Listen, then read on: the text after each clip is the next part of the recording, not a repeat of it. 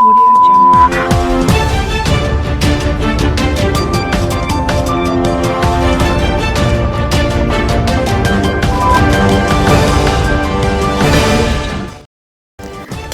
ने महामारी रोग अधिनियम में संशोधन को मंजूरी दी।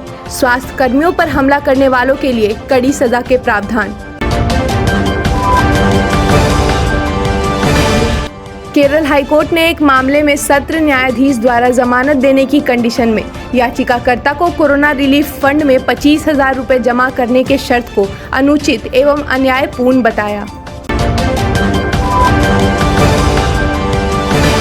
एक किराना दुकान के मालिक को लॉकडाउन उल्लंघन के आरोप में गिरफ्तार किया गया था, जिसे मध्य प्रदेश उच्च न्यायालय ने जमानत देते हुए शर्त रखी कि वह 1 सप्ताह के लिए स्वैच्छिक सेवा करेगा। इसके अलावा अदालत ने उसे पीएम केयर्स फंड में 10,000 रुपये जमा करने को कहा।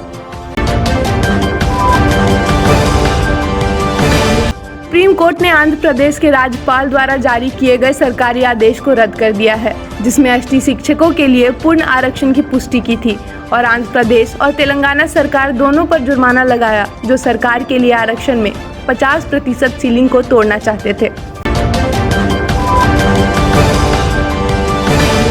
सुप्रीम कोर्ट अगस्ता वेस्टलैंड घोटाले में आरोपी क्रिश्चियन मिशेल की अंतरिम जमानत याचिका को खारिज करने के दिल्ली उच्च न्यायालय के फैसले को बरकरार रखा, जिसमें उल्लेख किया गया था कि मिशेल को जेल में भीड़भाड़ और बढ़ती उम्र के कारण कोविड-19 वायरस का शिकार होने की आशंका निराधार है।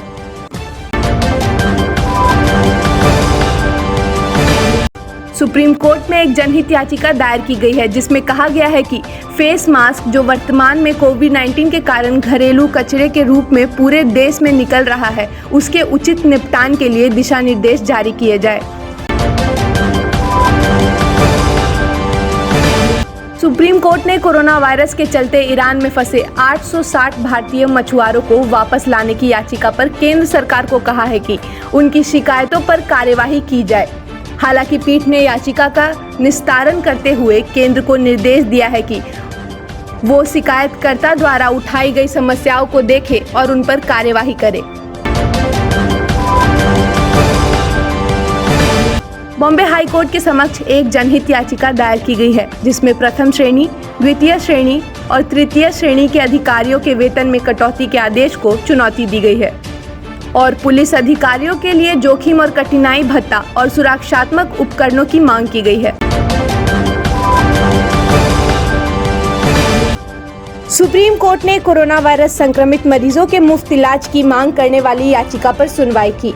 Justice N V. Ramana, justice Sanjay Kishan Kaul और जस्टिस बी.आर. गवई की खंडपीठ ने अमित द्विवेदी की ओर से दायर याचिका पर कड़ी टिप्पणी की। बेंच ने कहा कि याचिका कुछ भी नहीं, लेकिन एक पब्लिसिटी स्टंट है और ऐसी याचिकाएं दायर नहीं की जानी चाहिए।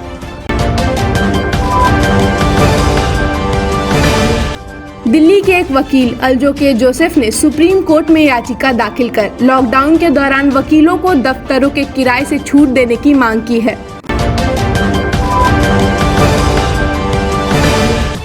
सुप्रीम कोर्ट ने कोविड-19 महामारी के आलोक में केंद्र शासित प्रदेश जम्मू कश्मीर में 4G मोबाइल इंटरनेट सेवाओं की बहाली की याचिका पर अपना जवाब दाखिल करने के लिए केंद्र को निर्देश दिया है। सुप्रीम कोर्ट के सक्षम एक अर्जी दायर की है, जिसमें मांग की गई है कि प्रवासी श्रमिक के अधिकारों की सुरक्षा सुनिश्चित करने के लिए तत्काल अंतरिम दिशा निर्देश दिए जाए। वहीं देशव्यापी लॉकडाउन के दौरान उन्हें भोजन, पानी, आश्रय और चिकित्सा सहायता जैसी बुनियादी सुविधाएं भी प्रदान की जाए।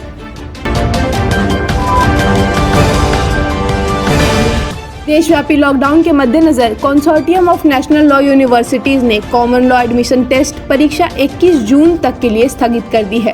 साथ ही आवेदन की अंतिम तिथि बढ़ाकर 18 मई तक कर दी गई है। सुप्रीम कोर्ट में दायर एक याचिका में one nation one ration card योजना को लागू करने की मांग की गई है, ताकि उन लाभार्थियों को सब्सिडी वाले खाद्यान्न की उपलब्धता सुनिश्चित की जा सके जो वर्तमान में चल रहे कोरोना वायरस संकट के बीच परेशान हैं। लॉकडाउन के बीच मकान मालिकों द्वारा छात्र, श्रमिक वर्ग के किराएदारों से किराए की लगातार मांग पर चिंता जताते हुए सुप्रीम कोर्ट के समक्ष एक याचिका दायर की गई है, जिसमें केंद्र की उस एडवाइजरी को लागू करने की अनुमति मांगी गई है जिसमें मकान मालिकों को लॉकडाउन की अवधि के दौरान किराए का भुगतान करने में विफल सभी मजदूरों और छात्रों को अपने मकान खाली ना कराने के लिए कहा गया है।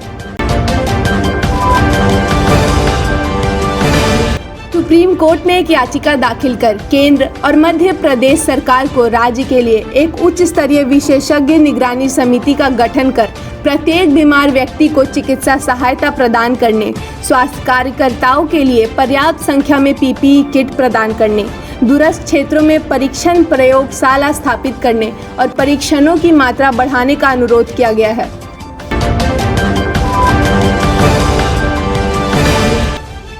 चीफ जस्टिस अभय ओका और जस्टिस बीवी नागरथना की खंडपीठ ने कहा, हमें कोविड-19 से संबंधित विभिन्न संवेदनशील मुद्दों का सामना करना पड़ रहा है। हम यह स्पष्ट करते हैं कि हमारे आदेशों की रिपोर्टिंग करते समय मीडिया और विशेष रूप से इलेक्ट्रॉनिक मीडिया को बहुत सावधान रहना होगा। मीडिया को यह सुनिश्चित करना चाहिए कि न्यायालय की कार्यवाही में रखी गई राज्य सरकार की राय या न्यायालय के आदेशों का कोई भी हिस्सा गलत तरीके से पेश नहीं किया जाए।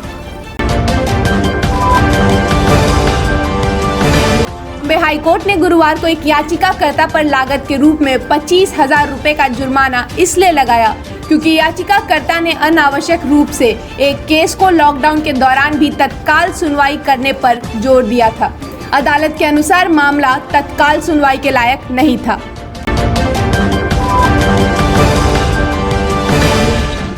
केंद्र सरकार ने राज्यों से कहा है कि वह कोरोना वायरस बंद को कड़ाई से लागू करे और इसका उल्लंघन करने वालों के खिलाफ कानूनी कार्रवाई करे। बने रहें न्यायटीवी.com पर। आप हमें फेसबुक और यूट्यूब पर भी देख सकते हैं। फेसबुक पर हमें देखने के लिए लाइक करें और यूट्यूब पर सब्सक्राइब करने के बाद बेल बटन जरूर दबाएं ताकि हमारे कार्यक्रम की सूचना आप तक पहुंचती रहे।